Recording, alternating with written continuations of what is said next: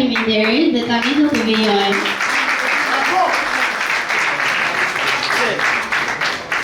Dhe tani do të vijojmë me një video mesazh nga zonja Maria, të cilin do të përkthej Ela Deda.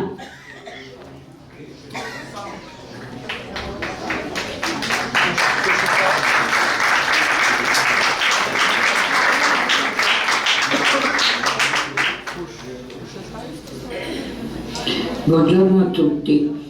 Përshëndetje të gjithëve. Sono contenta di poter Jam shumë e lumtur për të ndërhyrë giornata contro la violenza per në këtë ditë kundër dhunës së grave. E saluto tutti. Përshëndes të gjithë. Però non riesco ad essere presente di persona, quindi ho Por nuk inviato mund të isha prezente në këtë ditë. questo piccolo video.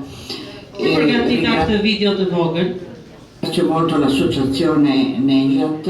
E falenderoj shumë shoqatën e gjatë, Che in italiano si dice salvezza. shoqata e shpëtimit, sikur thuhet edhe në italisht. E trasmetto un breve discorso che verrà Do të transmetoj një diskutim të shkurtër tradotto e letto dalla traduttrice. Buon që do të lavoro e përkthehet nga auguri a tutti. prezantuesja. Qëndërvar dhe urime të jetës. Tashmë unë do të lexoj dhe deklaratën e zonjës Maria Morigji, e cila nuk është hera e parë që është prezente në konferencat tona, është një personalitet mjaft i shquar në Itali. Dhe për ne është nder që ajo ka përgatitur pikërisht të material dhe ka dërguar një shkrim, të cilën unë do ta lexoj. Ju lutem vetëm vëmendje. Me rastin e 25 nëntorit, ditës ndërkombëtare për eliminimin e dhunës ndaj grave, u shpreh përshëndetjet e mia më të sinqerta këshillit të shoqatës Nejat Albania. Me ku lindi në Iran, në vitet 60 si një grup radikal studentor dhe më pas u shndërrua në një sekt gueril dogmatik. Antarët e tij adhurojnë në mënyrë fanatike Masud Rajavin, i cili dyshohet të ketë vdekur në vitin 2003 dhe bashkëshorten e tij Mariam. Ata luftuan krahas Saddam Husseinit kundër Iranit. Pas vitit 2003, pretenduan në mënyrë të rreme se kishin hequr dorë nga dhuna për të shndruar në mbrojtës të drejtave të njeriut, në mërgim dhe për të jetuar me donacione të vogla. Megjithatë, Meku praktikon standarde të dyfishta ekstreme, një jetë sakrifice për antarët e zakonshëm, ndërsa luks i pakufizuar për presidenten e veçpallur Mariam Rajavi.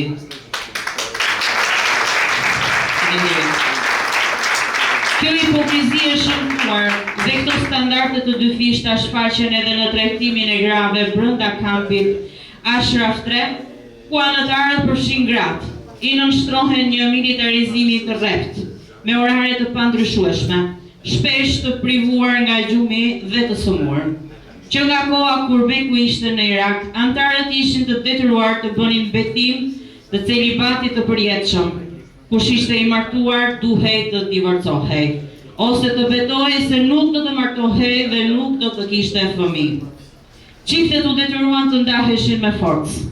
Përveç ndarjes së çifteve, edhe fëmijët e tyre u larguan nga prindërit dhe u transferuan në vende të ndryshme të Evropës.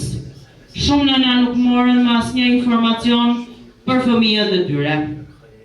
Disidentët përfundonin në kampet Al Ramadi dhe Abu Ghraib, por intervistat me ish antarë zbulojnë se shumë prej tyre u zhdukën, u torturuan dhe se shumë gra u detyruan, me nxitjen e vet Mariam Rajavit, të kryenin marrëdhënie seksuale me Masud Rajavin. Një numër i grave ju nënshtruan sterilizimit të detyruar për të siguruar bindjen e tyre të plotë. E ashtu quajtura revolucion ideologjik i Rajavive parashikonte gjithashtu për gratë seanca rrëfimi dhe autokritik përpara gjithë organizatës, ku ato regjistroheshin me video teksta detyroheshin të pranonin se kishin shkelur rregullat e grupit.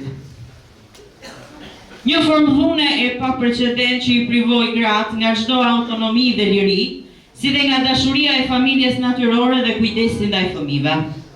Dëshmi. Elizabeth Rubin nga New York Times, gjatë vizitës në kampin Ashraf në vitin 2003, jep një përshkrim të qartë të karakterit sektar të organizatës. Rubin tregon se pa një botë artificiale punëtore shoqe, rreth gjysma e antarëve të mujahedinëve janë gra, dhe të gjitha të veshura me uniform gjurvjoc dhe shami të kuqe, stërviteshin me armë, drejtonin makina pick-up dhe mjete ushtarake. Organizata që përshkruan në Rubin mbante të gjitha tiparet e një sekti të përshëndruar në rolin e grave. Vajzave të vogla u mësoheshin se si t'i bashkojë sektit është një udhëtim drejt vetëfuqizimit dhe ndriçimit të martirizimit të frymëzuar nga drita dhe urtësia e Mariam Rajavit.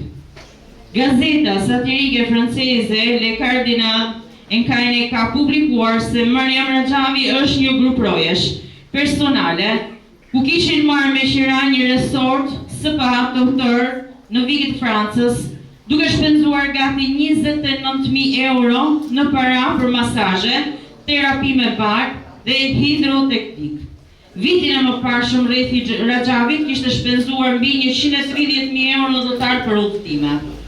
Kjo ishte dhe deklarata e zonjës Maria, të cilën ne falenderojmë, që për herë të dytë është bërë pjesë e konferencës tonë me një dëshmi shumë të rëndësishme. Shumë faleminderit.